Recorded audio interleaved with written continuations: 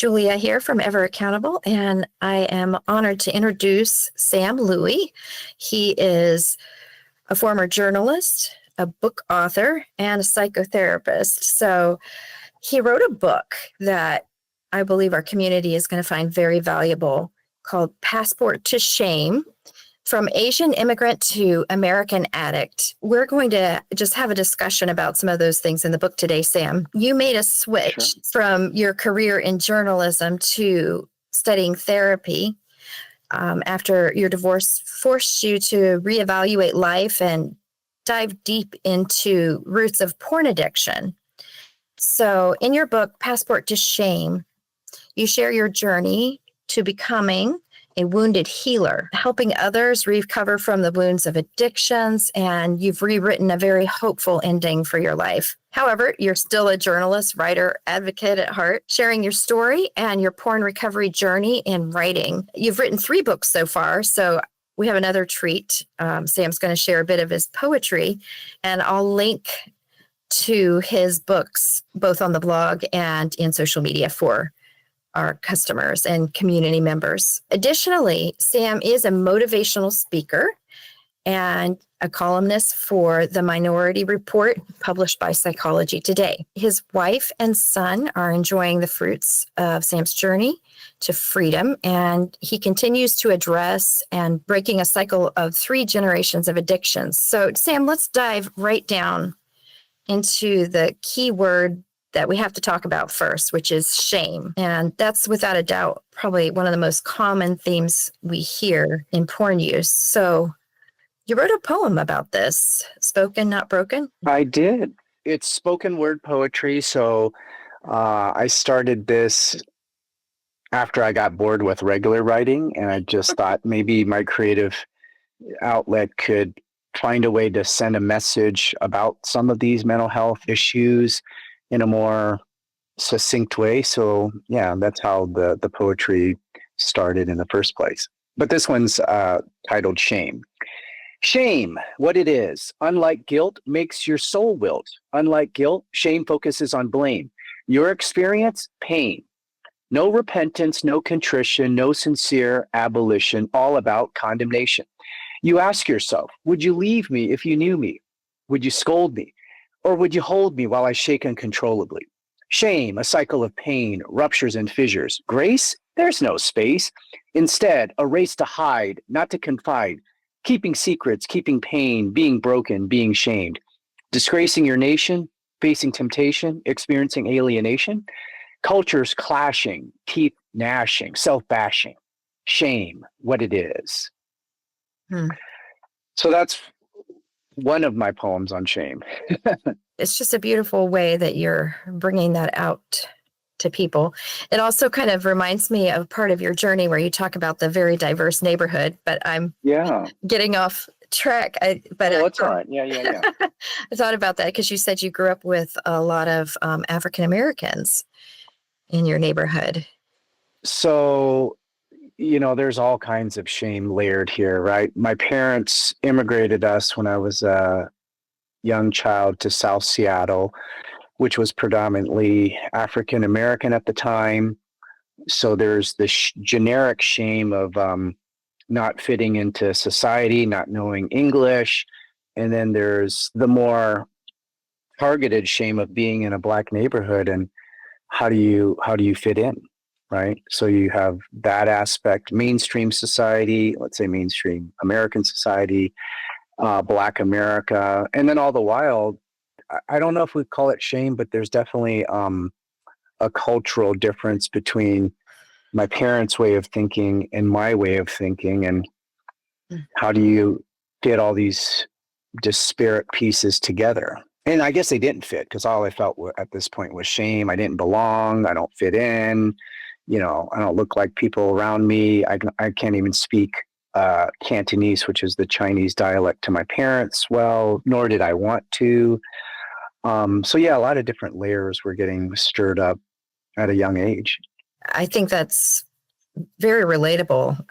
Even, my daughter going to high school and feeling like she didn't fit in at first. Yeah. So, yeah, we can at some level, I think all relate to a portion of that shame. Why is shame such a heart wound that needs to be addressed at some level on everyone's porn recovery journey? Yeah, I think when I work with clients, shame reduction is a goal. They may not see it as that initially, but in the back of my mind, I'm like, okay, how do we reduce somebody's shame? Because if they're shame bound, all they're going to do is beat themselves up over and over and over again, right? And how do I help them see that, okay, you may have done some things you're not proud of. There may be negative consequences based on your behavior, but shame is integral to trying to understand and alleviate, because at its core, shame is telling us that we're bad, defective at a base level, right? That we're basically unchangeable.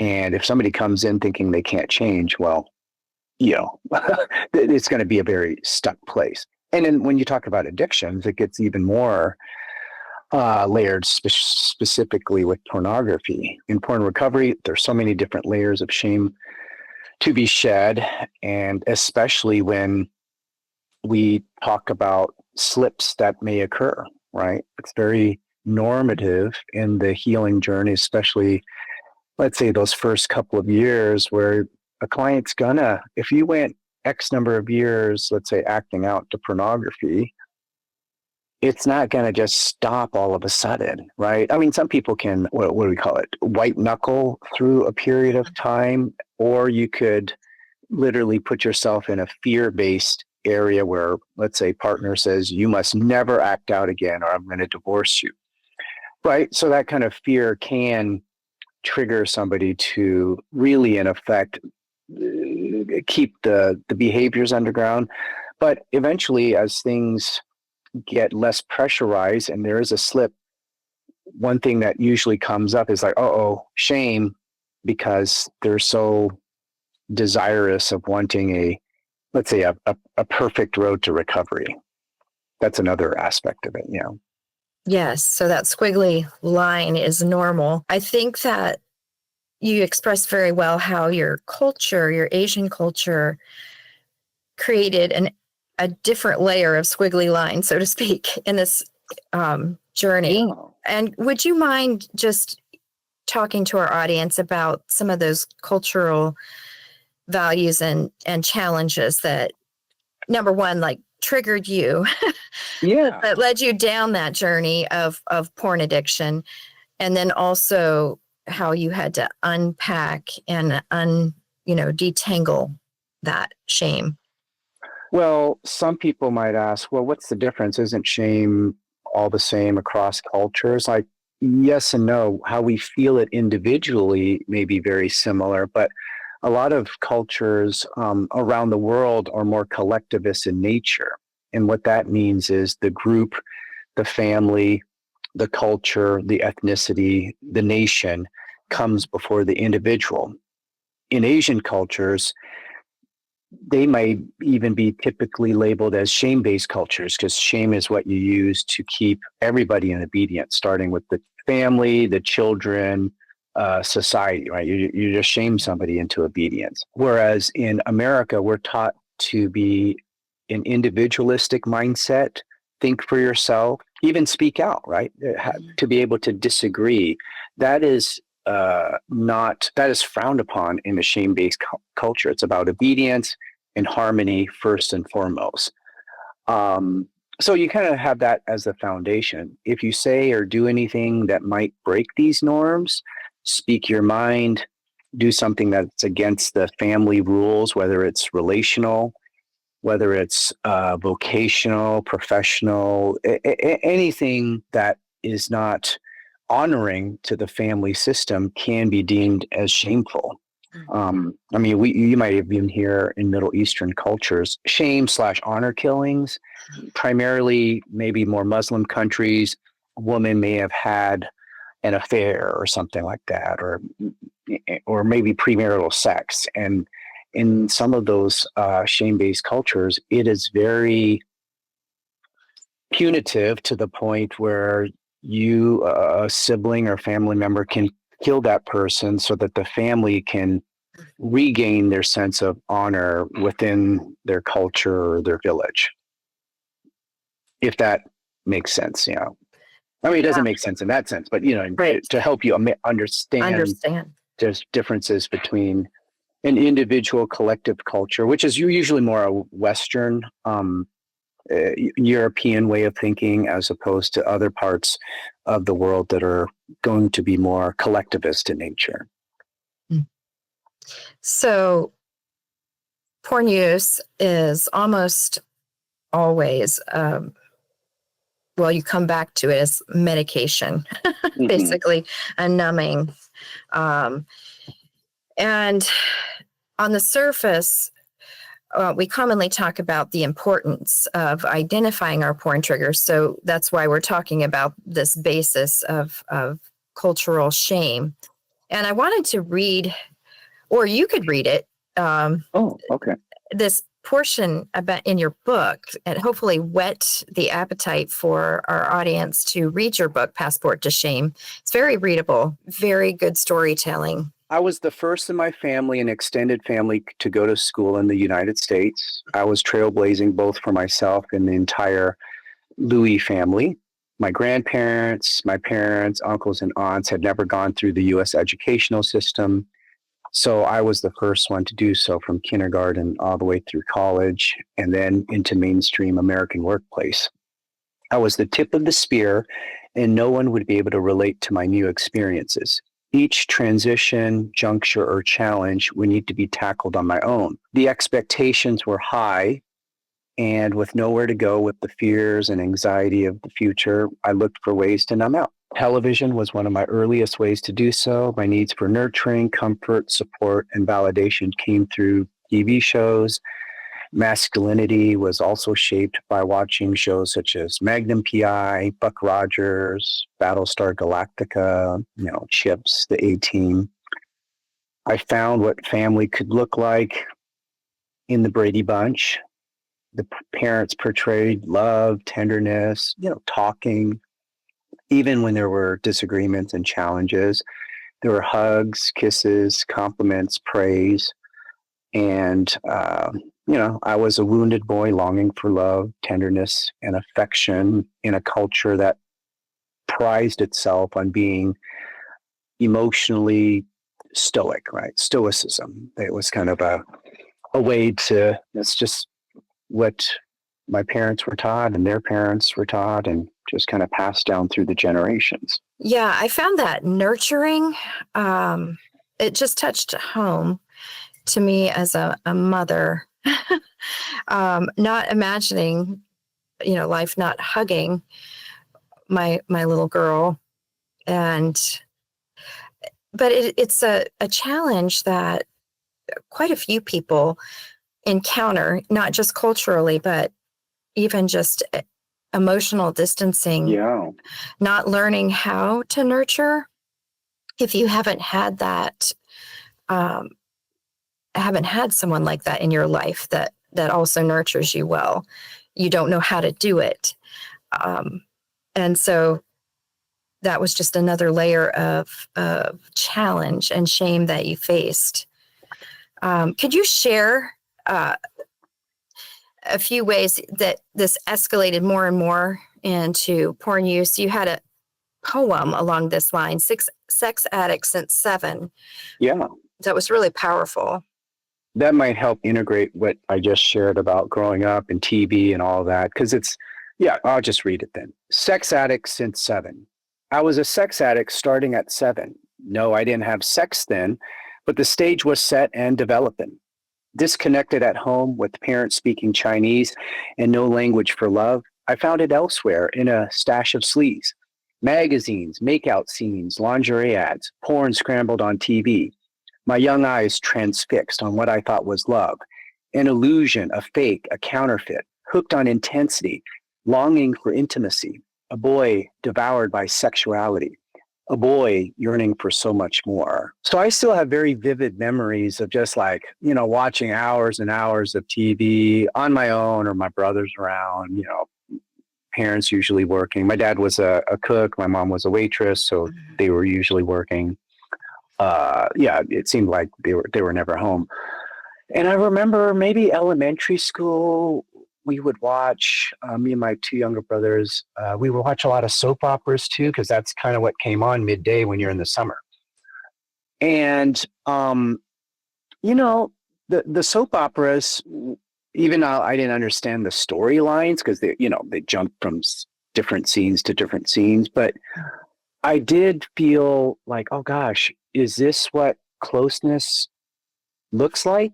They're talking, there may be some arguments, there might be some drama, there's romance, and then obviously with the romance, it's like, oh, there's no nudity on primetime TV or whatever midday soap operas, but I thought to myself, like, gosh, if this is what I think two people being physically close or affectionate, maybe this is what love is, right?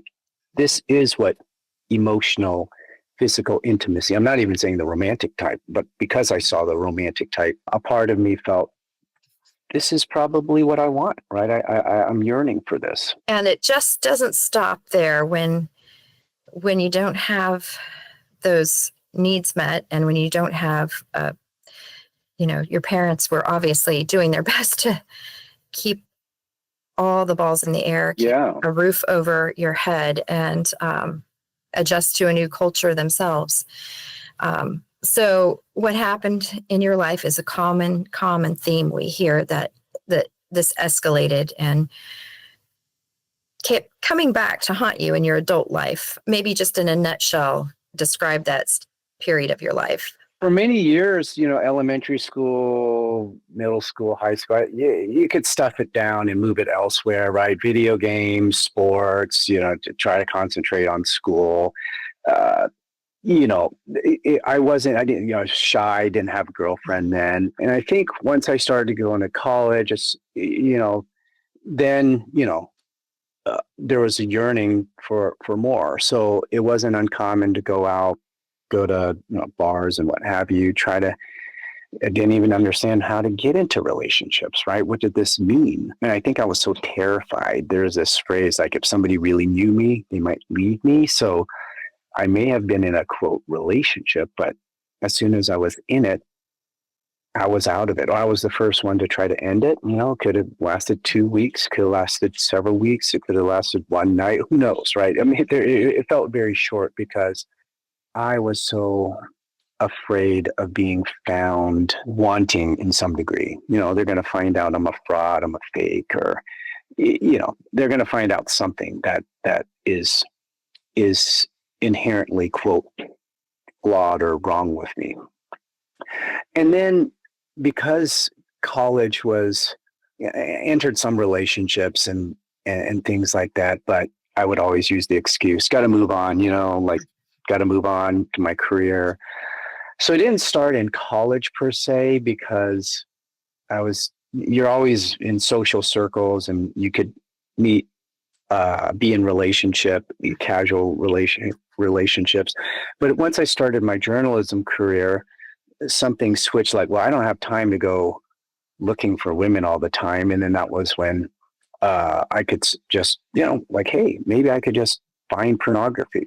First started off at the adult bookstores, buy some magazines, and then eventually with the internet, like, oh, it's even easier. I don't even have to go anywhere, and I don't have to do all this hunting around trying to find women, pick people up. More fear of rejection. So it just kind of escalated from there. And then you combine it with being a TV reporter and the deadlines. And I didn't even know at the time, because I was just drowning the fears out, the intensity and the pressure of working in TV news, multiple deadlines, trying to be on live TV, X number of hours, like, oh, you're going to be live at noon. You just got in the door at 9:30, go out there, get something on, and oh, you're going to be live at 5, and you're going to change the story, rewrite the whole story, and be live again at 6, right? Like, oh my gosh, it was pretty pressure packed, but I didn't know it at the time, because I just stuffed it all down, and just whatever fears and anxieties I had, I just found a way to turn to pornography to repress it. So along those lines, you did meet someone, and probably, I don't want to like give away all the punchline. Oh, sure. Yeah. But yeah, from there, I mean, that wasn't sustainable. And maybe you could talk about, that pressure and relationships and how pornography added a layer that just created an unsustainable atmosphere. Yeah. I was in Ohio. I met a woman. She was Korean American. I'm Chinese, right? Immigrant. And, not only do we have, I have my own cultural issues to work through. Now we have different ethnicities. And when I say ethnicities, some people might say, well, does it really matter? You're both Asian. Yeah, but our values and our backgrounds were very different. My parents are blue collar workers. All my aunts and uncles, a number of them work for post office or work in, Chinese kitchens, waitressing, cooking, so on and so forth. And then her family, they're all white collar, right? Like this is like just so different from what I was used to. They were educated in the U.S., master's degree, PhD. I think my ex's wife was a pediatrician at the time, and my wife had gone to a top tier college. And like, I'm just lucky just to cross my fingers and get into any 4-year college. I'm the first one in my family, like just get into any college and graduate. That is like an accomplishment in itself. So they could obviously, her parents could speak English well, that I could communicate with them. But then, at least with me and my ex, as I realized whatever I carried, the fears of being known and seen, that just carried into the marriage. It was 3 short years, but I was young, my mid-20s in Ohio. I thought this was the family that I, quote, if I had to invent a family, I thought this would be the one I wanted, right? They're educated. I could relate to them. They could kind of show me the ropes on what it means to move up in the work world, because my family, where am I supposed to go to ask about things such as mentorship and, how do you play the politics game in the work world? That's all foreign to them. But in the relationship itself with my ex, I was very fearful that she would really know me. So this part stayed very hidden, or I tried to hide it. Maybe I may have had a DVD that got thrown out, but it was never discussed. But we did talk about it once, and that was during premarital counseling. And then the psychologist asked if there was anything else, in either backgrounds we should be aware of. And I acknowledged with a limited degree, it was probably minimizing, that I look at stuff like code word. And that was the only time it was ever discussed. And I think, he was like, well, this was, 20 something years ago. Just try your best not to look at it. And then we continued on down the relationship, the marriage route, and things are not being said. My own fears and insecurities were growing because I'm moving to a bigger city. I'm now in Los Angeles, and she quit her job. And so I felt like all the financial responsibility was on me.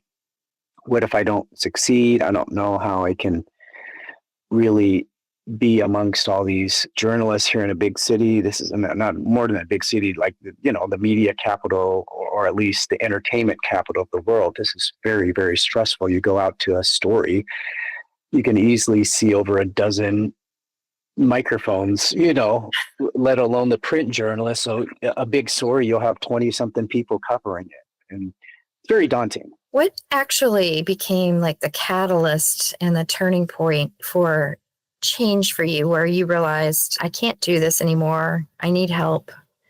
And, describe that a little bit for our community, because everyone's looking for hope. And, here I am Yes. stuck. I'm really stuck. I was stuck and wanted out, but wasn't sure how to get out. Being transparent or being vulnerable and telling my ex at the time, like, hey, I'm struggling with pornography. Well, that's not something that I had ever learned. I mean, I couldn't even share I'm feeling anxious, right? Like I'm just worried about cutting the mustard at work. I can't even share that, let alone sadness and all this stuff. So pornography was definitely going to be inaccessible to share. Eventually, when she walked in on me one night, I was working a swing shift. So she walked in, woke up, and was like, wait, what are you doing? And she was really distressed. I was distressed too, but there was also a part that was relieved that I could finally like stop, like, oh my gosh, yes, there's terror, but relief at the same time. I can finally stop hiding and living this secret life, even though the circumstances weren't the best, because, not too long thereafter, she filed for divorce, but it was the catalyst to make me think, okay, what's going on here? Am I just this? I was still shame bound. Am I just this defective person? I just was born this way. That's literally what I thought. I was just born this way, and there's really no hope. Eventually, I got into therapy, and I realized I'm just not, didn't come out of my mom's womb as this defective person, right? That there are certain things that happen in our childhood that makes one vulnerable to addictions. And the addiction, what I learned was, yes, I often use the term coping mechanism, but that actually minimizes it. And I read somewhere that resonated a little bit more accurately. Addictions oftentimes are a survival mechanism, survival tool. And it's like, oh, that makes more sense. I was just trying to survive. Their parents are working, doing the best they can, and that's all the time they had. And I had to survive, try to take care of my two younger brothers. And the neighborhood wasn't, there's a lot of fear already in the neighborhood in terms of crime. So, so many different ways I was looking to, let's say, avoid those feelings as a young kid growing up. Along your healing journey, you became a wounded healer, which is led to your current practice. And you said this was not even a culturally acceptable career choice for you. But what would you describe what it looks like now, life as relates to your family, to be breaking this cycle of 3 generations of addictions, different types of addictions in your family? You gave a glimpse of this in your book, and we have a 10-year-old son now, and I think part of it is just modeling emotional health as best as we can. We're not perfect, right?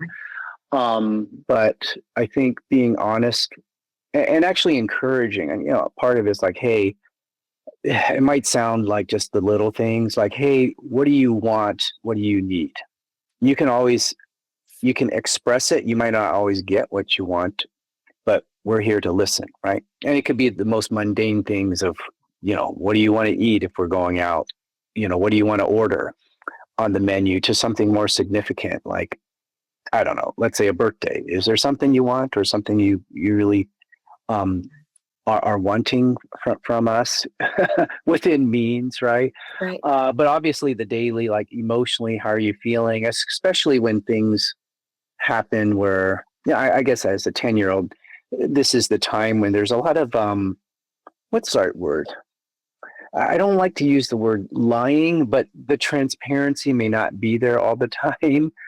And then it's like, okay, so I think there's a lot of validation that we might give him, like, okay, it makes sense for you to lie about this, that whatever it is, like, sometimes he comes home with toys. Like, how did you get this toy? Like, oh, a classmate just gave it to me. Right. And like, wait, why would somebody just give you something? And then eventually we might ask the parents, and we find out that our son could be very persuasive. And somehow he's able to persuade the friends to give them things in exchange for lesser items, right? Like, okay, now we got to know the truth. But in essence, being able to be emotionally honest, transparent, and when we make mistakes, we as adults, we can ask him for forgiveness too. Like, hey, I want you to know that I want to take accountability. It kind of blew up at you the other day. It was a little extreme. Can you forgive me? And so in these little, I'm hoping little everyday moments, he realizes that, oh, mom and dad are not like these figures that are just so out of touch. They're out here, up here, but that we are able to be relatable to him, and that we're human too. We're flawed. We need to ask for forgiveness as much as I might want him to do the same with us. And that segues right beautifully into this poem that you wrote, Redefining My Shame. Mm-hmm. And when you find and acknowledge, the changes that you needed in your life. Yeah. Could you share your poem with us? Well, going back to what you said earlier at the first question about shame and how imperative it is to address it and to acknowledge it. Part of it is how do we do the shame reduction piece. So this is one aspect, and hopefully those who are listening might be able to resonate with this. Redefining my shame. I used to hate my shame, run away from it, hide from it, ignore it, deny it, pretend it's not there.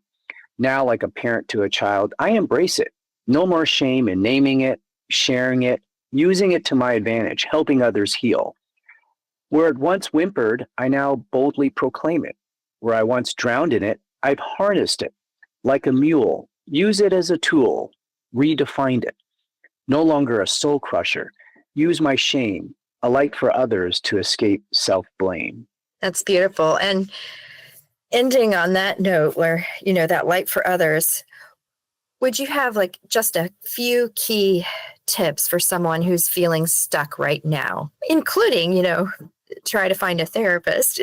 That's a good one, but go ahead. It's going to touch on shame because it's the key understanding to all this. I think when I wrote in the shame, now I'm like a parent to a child, I embrace it. This is a very hard concept for people to understand, is how do you embrace the shame of, let's say, the pornography or the sex addiction?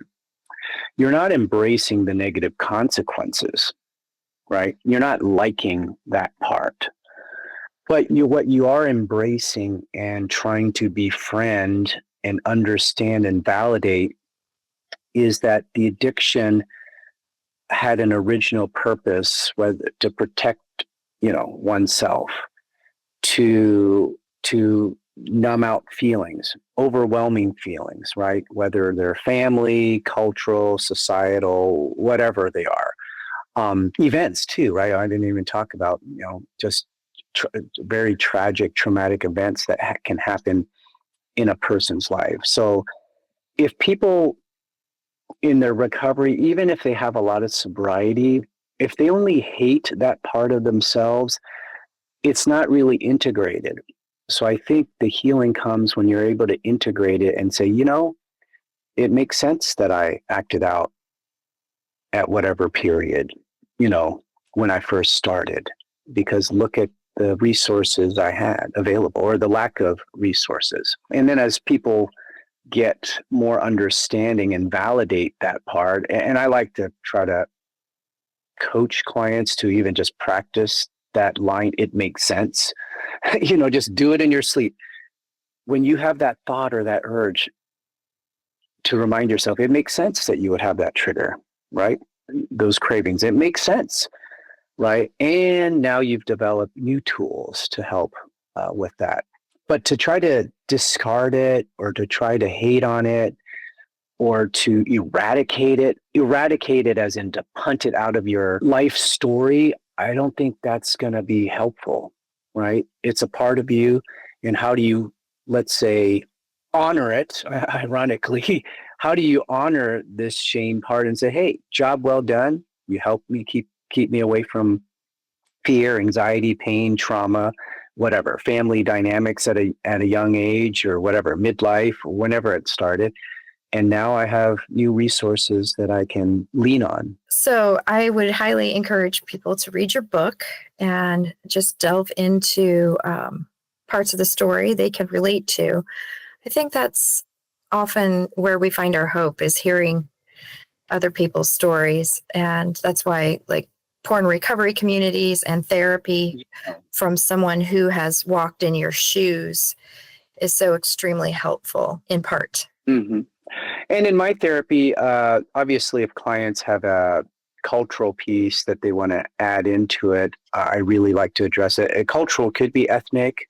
It could be religious culture, right? Any cultural aspect. I really like to slow it down and help clients see how was that impactful to your life, addiction or otherwise. Yeah. So getting to the roots of the problem, really important. So yes, clients should be able to leave, whether it's 12-step therapy, wherever, some understanding that the addiction just didn't come out of thin air, right? And helping them connect the dots that it does make sense now without having to feel any sense of shame. I think that is where the true healing, when I can sense that, or the clients can verbalize it, that's when I realize, oh wow, true healing is starting to occur here, or has occurred. Just appreciate you taking the time to stop by and share this with us. And I'll be sure to put links to your resources, your books. Thank you, and ever accountable.